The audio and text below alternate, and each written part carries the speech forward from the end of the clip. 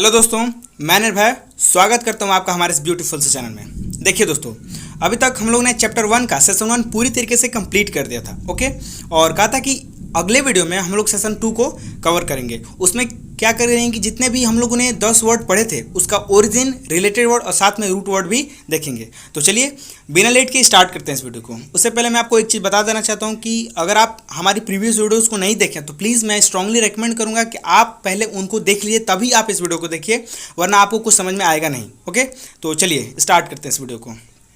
देखिए दोस्तों, जो सबसे पहला वर्ड होगा हम लोग का वो होगा ईगोइस्ट। अब देखिए ईगोइस्ट का हम लोगों ने क्या मीनिंग समझा था।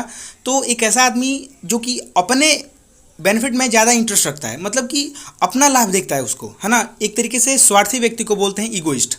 तो जो ईगोइस्ट है वो लैटिन लैंग्वेज के ईगो रूट वर्ड से मिलकर बना है और इसका मतलब होता है आई। तो ये तो इसका लिटरल मीनिंग हो गया, बट ईगो का एग्जैक्ट मीनिंग होता है अहंकार या घमंड।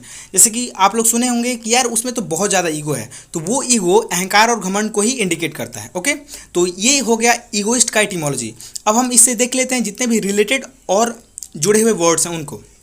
सबसे जो पहला वर्ड है वो है ईगोटिस्ट। अब देखिए दोस्तों, ईगोटिस्ट का भी हम लोगों ने मीनिंग समझा था कि एक ऐसा आदमी जो खुद की तारीफ खुद से करता है उसको बोलते हैं ईगोटिस्ट पर्सन, यानी talks too much about himself. एक ऐसा आदमी जो कि अपनी बड़ाई खुद से ज़्यादा करता है उसको बोलते हैं ईगोटिस्ट पर्सन। चलिए, जो नेक्स्ट वर्ड है वो है ईगोसेंट्रिक। अब देखिए दोस्तों, जब हम ईगोसेंट्रिक को स्प्लिट करते हैं तो हम पाते हैं कि ये दो रूट वर्ड से मिलकर बना है। सबसे पहला ईगो और दूसरा सेंट्रिक। ईगो का तो मतलब पता है हम लोग को, लेकिन सेंट्रिक का मतलब नहीं पता है। तो देखिए, सेंट्रिक का मतलब जो है वो कैंट्रॉन रूट वर्ड से है ना, और इस कैंट्रॉन का मतलब होता है सेंटर, यानी कि ये एक सर्कल है और सर्कल का जिस तरह से सेंटर होता है ना, उसी को हम बोलते हैं कैंट्रॉन।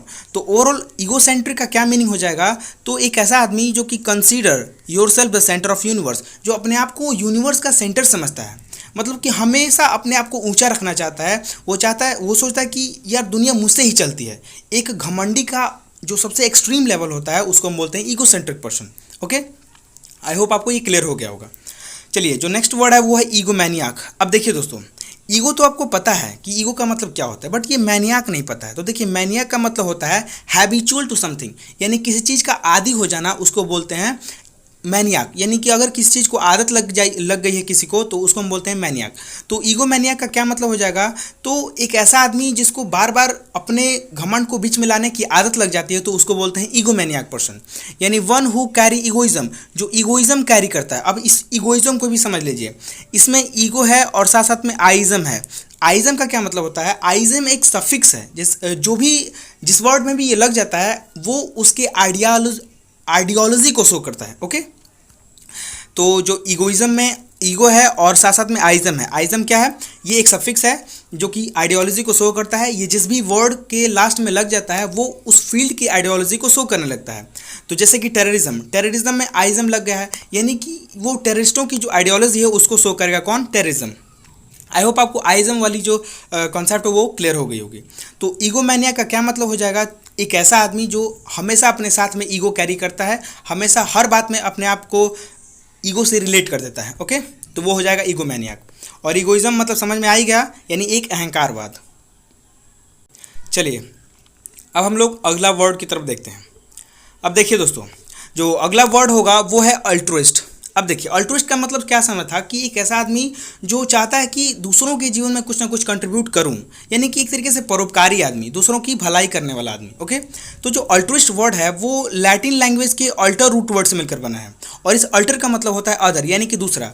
यानी कि जितने भी हम लोग इसमें रूट वर्ड साथ में ओरिजिन रिलेटेड वर्ड पढ़ेंगे वो सभी ना सभी अदर से ही रिलेटेड होंगे। ओके, चलिए सबसे पहला वर्ड देख लेते हैं, अल्ट्रुइज्म। अब देखिए दोस्तों, ऑल्टर का तो मतलब पता ही आपको, यानी कि दूसरा, और साथ में आइज्म, ये भी एक सफिक्स है जिसका अभी हम लोगों ने मीनिंग पढ़ा है, ये आइडियोलॉजी को शो करता है। तो अल्ट्रुइज्म का क्या मीनिंग हो जाएगा, यानी the ideas of altruistic people, जो भले आदमी होते हैं उनकी जो आइडियोलॉजी होती है उनको शो करता है कौन, अल्ट्रुइज्म, यानी कि एक तरीके से परोपकारवाद होता है। ठीक है, अब देखिए जो ऑल्टरनेट है, नेक्स्ट वर्ड ऑल्टरनेट, ये एक वर्ब है। इसका मतलब होता है कि आप एक को पकड़ें और दूसरे को छोड़ दीजिए। जैसे कि आप स्कूल जाते हैं तो मान लीजिए आप संडे को गए और मंडे को जाते हैं और ट्यूसडे को नहीं जाते हैं और फिर थर्सडे को जाते हैं, तो यानी कि एक दिन जाते हैं एक दिन नहीं जाते हैं, यानी कि skip one and take the others, एक को पकड़ना और दूसरे को छोड़ देना, वो होता है ऑल्टरनेट। ठीक है, यानी कि आप ऑल्टरनेट डे पर स्कूल जाते हैं। चलिए, जो थर्ड वर्ड है वो है अल्टरनेटिव। अब देखिए दोस्तों, अल्टरनेटिव का मतलब होता है कि कोई चॉइस ही नहीं रह जाना, कोई दूसरा चॉइस ही नहीं रह जाना। आपको एग्जाम्पल से समझाऊँ तो अच्छा समझेंगे आप। देखिए, मैं आपको दो चॉइस देता हूँ, जैसे कि आपको स्कूल जाना है, पहला चॉइस। दूसरा चॉइस ये कि आपको स्कूल ज़रूर जाना है। तो आप बोलेंगे क्या है ये, क्या हो गया, इसमें तो कोई चॉइस ही नहीं है। तो इसी सिचुएशन को बोलते हैं अल्टरनेटिव, यानी कि कोई चॉइस ही नहीं रह जाना, rather than to go through the school, उसको हम बोलते हैं अल्टरनेटिव। ओके, अब देखिए अल्टरेशन। अल्टरेशन का क्या मतलब होता है, टेक अ चेंज, यानी कि किसी एक चीज़ को दूसरे में बदल देना, उसको बोलते हैं टेक अ चेंज। जैसे कि मान लीजिए आपने कहीं जाने के लिए प्लान बना है, ओके, और किसी वजह से उस प्लान को बदलना पड़ा, तो आप क्या करेंगे, यू अल्टर योर प्लान, आप उस प्लान को अल्टर करेंगे, यानी कि टेक अ चेंज, उसमें कोई बदलाव लाएंगे, तो उसको बोलते हैं अल्टरेशन। ओके, अब देखिए अल्टरकेशन का मतलब होता है वर्बल डिस्प्यूट। अब आप बोलेंगे कि ये अल्टरकेशन ऑदर से कैसे रिलेटेड है, तो देखिए मैं आपको समझाता हूँ। देखिए क्या होता है कि मान लीजिए दो लोग हैं, ठीक है, अब दोनों लोग की अलग अलग माइंडसेट हैं। अब आप जानते हैं कि जहाँ अलग अलग माइंडसेट आता है वहाँ पे कन्फ्लिक्ट्स और कंट्रोडिक्शन प्रोड्यूस होना बहुत जाहिर सी बात है। ओके, और जब यही कॉन्फ्लिक्ट्स और कॉन्ट्रोडिक्स जब बड़ा इशू ले लेता है, तो उसको हम बोलते हैं वर्बल डिस्प्यूट, यानी कि एक तरीके से झगड़ा ही होता है, लेकिन कैसा, वर्बली झगड़ा, यानी बात विचार से झगड़ा को बोलते हैं अल्टरकेशन। ओके, तो ऐसे रिलेटेड है अल्टरकेशन अल्टर वर्ड से।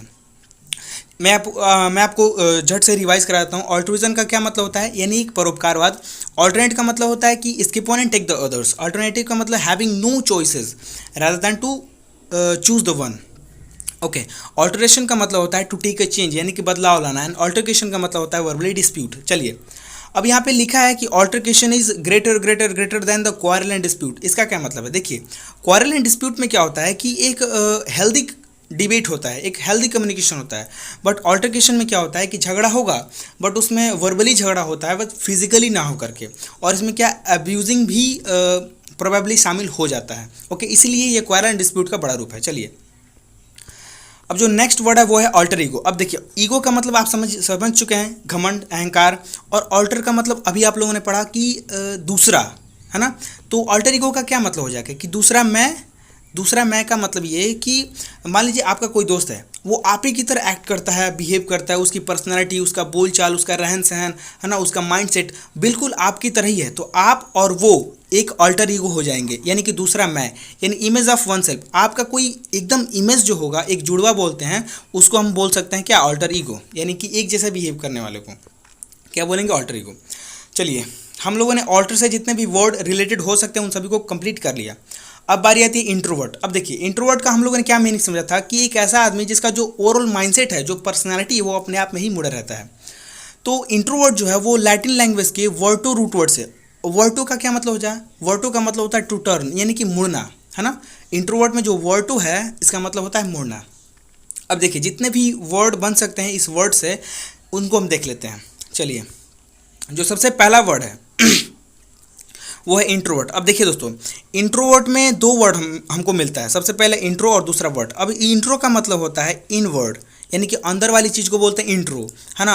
एंड वर्ड को बोलते हैं टू टर्न, यानी कि अंदर मुड़ने को बोलते हैं इंट्रोवर्ट, यानी कि एक ऐसा आदमी जिसका ओवरऑल जो पर्सनालिटी होता है, माइंडसेट होता है, वो अपने आप में ही मुड़ा रहता है, उसको हम बोलते हैं इंट्रोवर्ट। ओके, चलिए नेक्स्ट वर्ड लेते हैं, वो है एक्सट्रोवर्ट।